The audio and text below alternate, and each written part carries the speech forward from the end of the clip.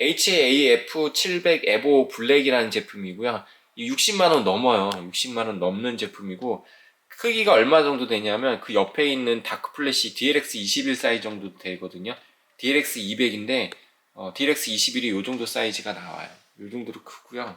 이게 경동 택배로 왔어요. 이게 일반적으로 저희 쪽에서 총판 쪽에서 물건을 시켜봤더니 택배로는 배송이 안 돼가지고 물건을 못 보내주겠다고 하더라고요. 그래서 저희가 용산 외지역이다 보니까 이거는 저도 따로 쇼핑몰에서 주문을 해가지고 이제 받았거든요. 이걸 하단에다가 달아달라고 그랬는데 여기다 또 다른 거 달 게 있다고 그랬던 걸로 기억을 하는데, 메모가 여기 하나 하단에도 다 써멀패드 작업이 돼 있어요.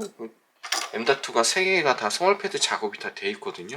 이거 효과가 더 좋을 것 같은데, 여기를 제가 왔을 때 한번 열어봤는데 여기 이렇게 기본으로 작업이 돼 있어요. 여기 써멀 작업이 양쪽으로 다 돼 있거든요. 써멀 패드가 붙어져 있어서 옆으로 밀리거나 그러진 않거든요. 잘 띄워봐야 되겠네요. 띄워서 요거는 이렇게 해서 장착을 하도록 하겠습니다. 이거 아크릴이에요. 아크릴인데 이제 테이프나 이런 건 다 띄면 될 것 같고요. 그럼 좀 굉장히 투명한 듯한 느낌이 날 것 같기는 하고, 다른 거보다 조립이 어렵거나 그러진 않은데 좀 무거워가지고 제가 좀 컨트롤하기가 좀 쉽지는 않더라고요. 이 앞에는 원하는 걸로 바꿀 수가 있고요. 저는 지금 시간으로 해둔 건데 이제 이렇게 11월 29일 10시 10분 이렇게 나온 거고, 밤 10시에요. 지금 밤에 만들다 보니까 이런 거는 USB 3.0으로 들어가는 건데 메인보드가 한 포트밖에 지원을 안 하더라고요. 그래서 두 개만 동작을 하고 두 개는 지금 동작을 안 하고요. C타입은 여기 있고, 전원 버튼, 그 리셋 버튼. 제가 들어보니까 굉장히 무겁더라고요. 무거운 정도가 아니에요. 정말 맥스 엘리트 카운트라는 파워고요. 지금 보시다시피 이렇게 슬리빙 케이블로 연결이 돼 있잖아요. 이제 요거는 이제 바로 직결 방식이고, 요거는 파워를 따로 팔고 이제 슬리빙 케이블 팩을 또 따로 팔아요. 그렇게 해서 판매를 하고 있는 제품이에요. 저는 지금 퓨어 화이트를 구매를 해서 이렇게 들어가 있고, 이 상태에서 이제 발열이 안 빠진다 그러면 다 아시겠죠? 얘가 문제가 있죠. 지금 수냉 쿨러가 문제가 있어갖고 돌릴 거예요. 수냉 쿨러는 문제가 있으면 이제 발열이 굉장히 심하고 소음이 이제 심해져요. 쿨러를 쌩쌩 돌려야 되다 보니까. 펌프 분량이 제일 많죠. 리안리는 한쪽 호스는 뜨겁고 한쪽 호스는 만졌을 때 이제 차가우면 순환을 못 시키는 거거든요. 지속적으로 문제가 계속 나오는 것 같아요. 이 수냉 쿨러가. 저는 에너맥스하고 이제 리안리는 잘 안 쓰거든요. 웬만하면 해달라 그래도 고지하고 좀 돌려서 쓰는 편인데 이게 해결이 안 되는 것 같거든요. 제가 봤을 때는 지속적으로 들어오니까 사실 싼 것도 고장이 잘 안 나는데 유독 리안리하고 이거가 좀 고장이 심해요. 리안리하고 에너맥스가 아직도 줄기차게 들어옵니다. 그냥 다른 데서 구매하셨던 것들도 이렇게 많이 들어옵니다. 그냥 구매처로 보내는 게 더 힘든 거죠. 사실 이게 본체가 조립되어 있는 상태에서 택배로 다른 데 보내는 것 자체가 일이다 보니까 그냥 가까운 매장을 이렇게 들고 오는 거예요. 한번 이거를 뽁뽁이를 싸긴 했었는데 적당히 싸는 바람에 맞아가지고 이게 깨졌다고 AS를 제대로 못 받은 적이 한 번 있거든요. 갤러헤드는 도착했습니다. 한 이틀 걸렸네요. 이게 아무래도 눈이 좀 많이 와가지고 조금 오래 걸렸던 것 같아요. 이렇게 새 제품으로 보통 다 보내줍니다. 서린 쪽에서 유통을 하잖아요. 서린이 AS가 굉장히 좋아요. 전화 따로 온 것도 없고 그냥 도착하자마자 바로 확인하고 교체해 준 것 같아요.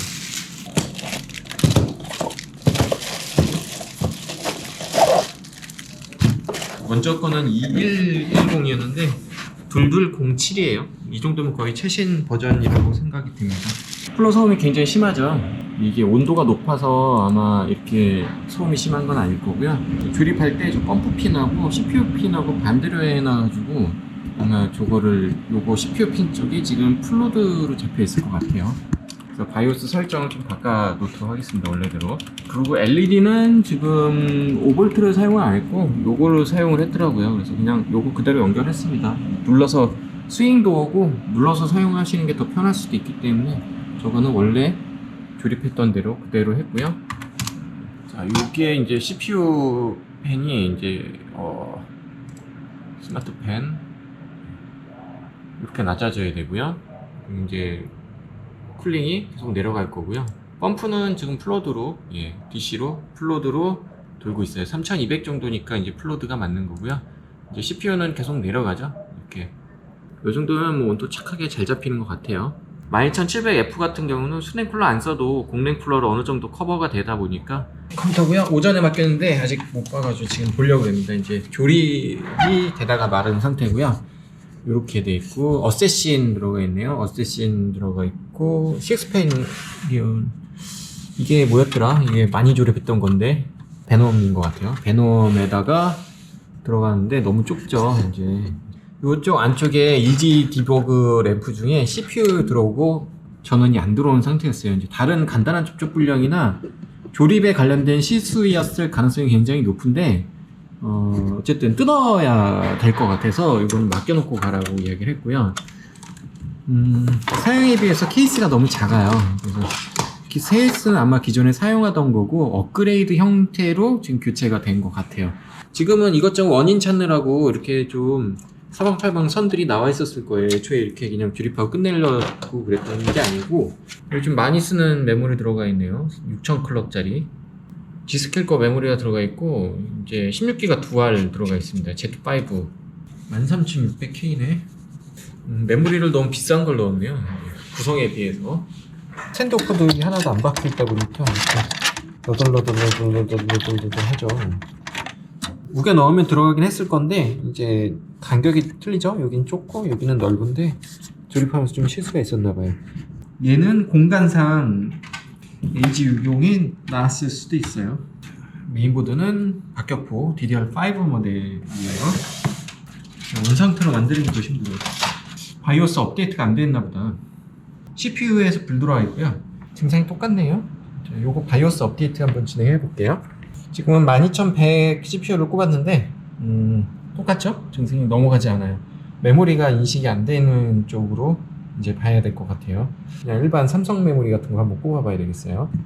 삼성 메모리까지 교체를 했거든요. 메모리 문제도 아닌가 보네요. 보드, 이렇게 되면 보드가 죽은 거죠, 이제. 이거 보드 불량인 것 같습니다. 보드? 네, 다 교체해봤거든요. CPU, 파워, 그래픽카드, 메모리 다 교체해봤는데 안 들어와요. 똑같이 CPU LED에서 점등돼서 넘어가지 않고요. 받아서 다시 테스트하고 조립해서 이렇게 해서 되면 연락을 드리도록 하겠습니다. 판정이 이제 어떻게 나오는지 한번 봐야 되겠네요. 지금 조립하고 있는 거는 13700K의 이제 4080이에요. 갤럭시 SG 모델이고 4080. 요런 게 또 있어요. 요거 거의 못 달긴 해요. 얘도 이렇게 연결하는 게 하나 있고, 요거는 이제 어디다 다냐 하면 요 갤럭시 모델에만 있는 거예요. 그래서 요거 홈 보이시죠? 홈 끝에 여기 양쪽에 꽂고 이렇게 해서 이제 밀어 넣는 거예요. 이렇게 밀어 넣고 얘를 이렇게 꼽아주는 거거든요. 이렇게 꼽아주는 거예요. 이런 식으로 장착이 되는 건데 사실 얘는 거의 못 써요. 이거는 거의 사용이 어려운 이유가 요게 간섭이 굉장히 심해요. 요 부분에 이제 연결이 되는 거잖아요.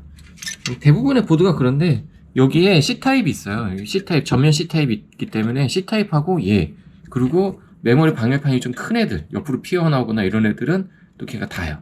그래서 요거를 사용하기가 조금 어렵거든요. 그래서 보통 저희는 이제 그거를 제거하고 나가고, LED 크게 관심이 없으신 분들은 얘네들을 연결할 필요는 없어요. 얘는 이제 불빛이 나와야 되니까 그래픽카드 지지대 여기서 LED가 나오거든요. 그러니까 얘는 연결을 하되 그래픽카드는 뭐 별 상관은 없다 그러면 이건 빼셔도 돼요.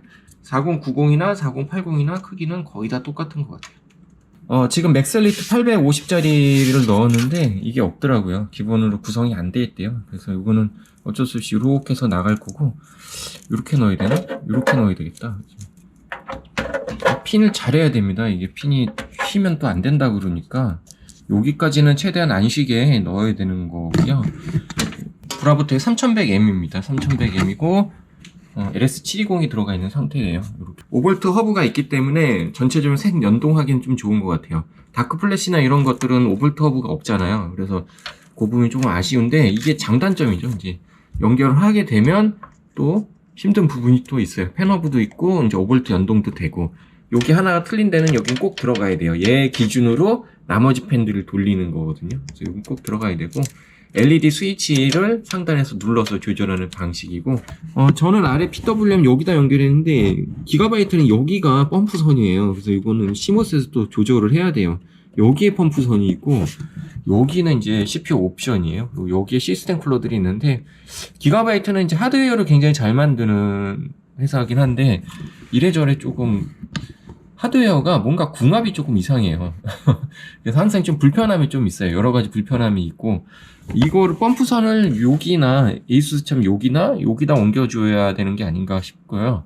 그래야지 조절이 좀 편하지 않을까. 시스템 얘네들은 아래쪽에다 해줘야 좀 편한 것 같고 쿨러도 교체할 거예요. CPU 쿨러도 여기 보시면 이게 1열 순행 쿨러고요. 쿨러 마스터 제품이네요. 이렇게 돼 있고 이 부분에 보통 쿨러가 달려 있어야 되는데 이 쿨러가 이제 고장이 나가지고 이제 사용을 못 하고 있었던 거고요.